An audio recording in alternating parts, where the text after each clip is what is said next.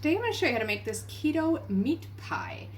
It looks like, if you look at the ingredients list, it looks like it might be a bit involved, but really it goes quite quick and it's very easy to make.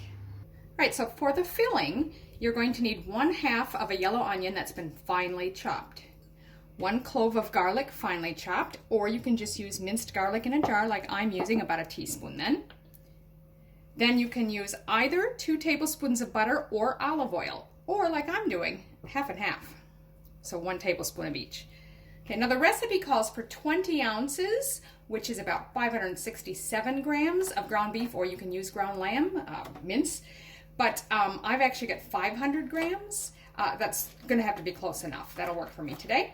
Then you need just salt and pepper to taste, 1 tablespoon of dried oregano or dried basil, or you could mix 1/2 and 1/2 if you like. 4 tablespoons of tomato paste, and if you're using the little sachets like I am, that would be 2 of those. You could also use pesto or ajvar relish or anything else similar that you like. And then 1/2 cup of water. So I've got the oven preheating. You'll want 350 Fahrenheit or about 180 Celsius. And then I've got a pan over medium-high heat here. Then I'm going to add the butter or oil, or if you're like me and you're using both, add those in now.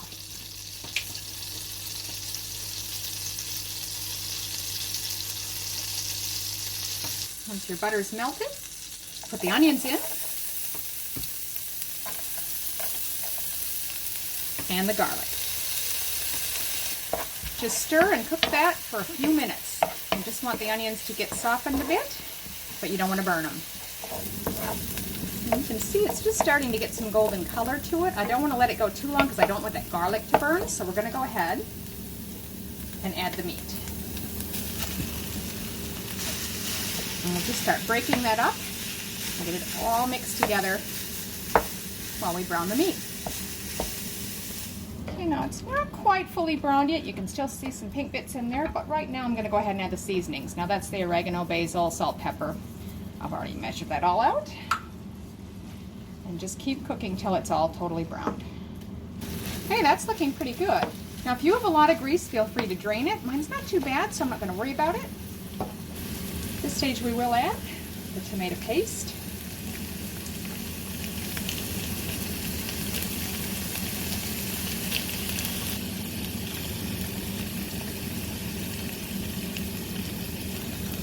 And the water.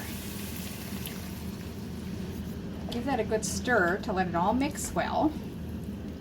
And then we're going to lower the heat and just let it simmer for about 20 minutes or so. Don't worry though. We're going to use that time to make the crust and get that baked. Now for the pie crust, you're going to need 3/4 cup of almond meal or almond flour, 4 tablespoons of sesame seeds, 4 tablespoons of coconut flour, 1 tablespoon of ground psyllium husk powder. That's something similar to what you might find in a Metamucil, but it's unflavored, and you can find it at most grocery stores. 1 teaspoon of baking powder, pinch of salt, 3 tablespoons of olive oil, or you can use coconut oil, 1 egg, and 4 tablespoons of water.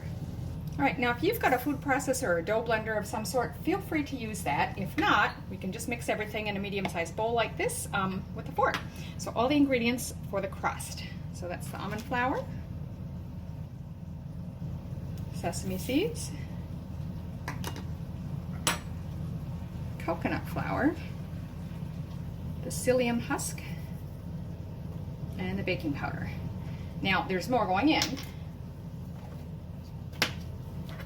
but I like to blend my dry ingredients first, just to help get it mixed better. Then we'll add the olive oil.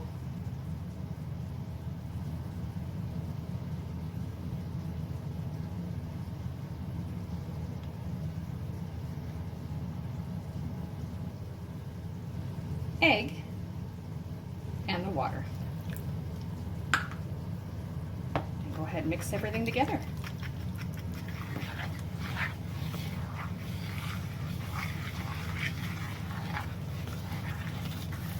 Now that psyllium should soak up the excess water pretty quickly, so just give it a moment. If yours seems a bit too moist, just give it a minute or two to set and soak that up. before you decide you need to add anything else. So in the time it took me to prepare my pan, as you can see, this dough is thickened up nicely, and we'll get a nice dough ball out of that. So I'm using a springform pan. If you've got one too, grease it really well, and then I just lined it with some baking paper or parchment paper. But if you don't have one, you could use a deep dish pie pan or anything similar, really. Just make sure that you grease it really well. Okay, so I'm just going to take my dough ball and press that down into my pan. Now you might have to grease your fingers if it's sticking, or use a spatula or something similar. So we're going to try to cover the bottom completely and then also spread it up the sides of the pan just a bit.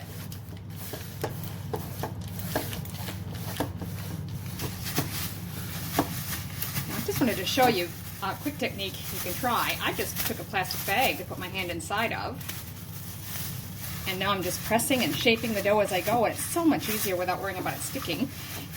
And just push it to the sides, and then of course give the sides a press as you go around to get the dough to go up the edges a bit. It doesn't have to go all the way up. At least halfway would probably be good. And then just check that you haven't got any really bare spots, and if you have, just sort of move the dough back to cover that. It's really easy to push it around in the shape you want. So now we're just going to pop this in our preheated oven for 10 to 15 minutes to pre-bake it before we fill it.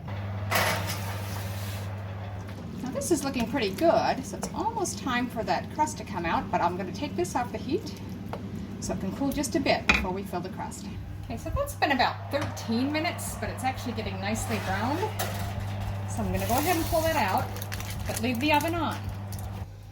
So there it is, look at that, it's looking really good. So I'm going to go ahead and add the meat filling to the center of the pie.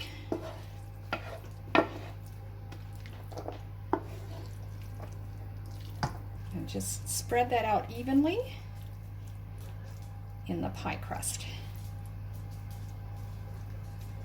All right, so for the topping, you're going to need 7 ounces or about 200 grams of shredded cheese. I'm using a Tasty or cheddar blend. And then also it calls for 8 ounces, which is 230 grams of cottage cheese. Now, strangely enough, cottage cheese is kind of hard to find right now here, so I'm going to use a ricotta. I've used cottage cheese as a substitute for ricotta many times. I think this is probably one of the first times I've gone the other way around. If you can get cottage cheese, definitely use that. Okay, so now we're just going to mix our topping ingredients together. So first the shredded cheese, and we'll add the cottage cheese, or in this case, ricotta.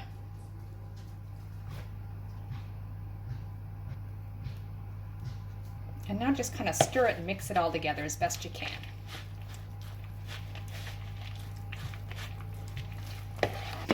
It's not going to spread easily on top of that meat, so I'm just going to sort of drop it in little clumps at first, and then try to spread it out as best I can.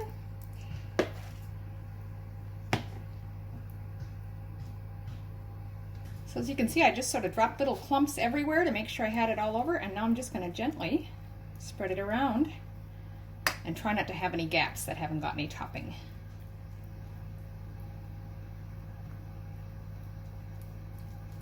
That works really well. Now we're just going to pop that back in the oven. It says for 30 to 40 minutes. Just keep an eye on it. You don't want the crust getting too done. So that's been 30 minutes. And it's actually looking quite good. It's starting to get a little bit browner on this edge, and I don't want my crust getting overdone. So I'm going to go ahead and pull that out. So I'm just going to let that cool for a few minutes so that I can handle the pan and pop the spring load and open it up. Now I just want to make sure too, as you can probably see here, the crust has actually pulled away just a little bit from the pan. So it should be nice and easy. It shouldn't stick to anything. But if you're not sure or you want to double check, just run a knife around like that. There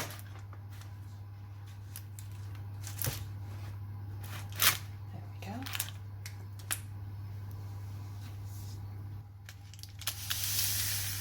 It's really nice. Crust is nice and firm. So there it is, keto meat pie. It's delicious, it's cheesy, and it's really easy to throw together. So I hope you enjoy it.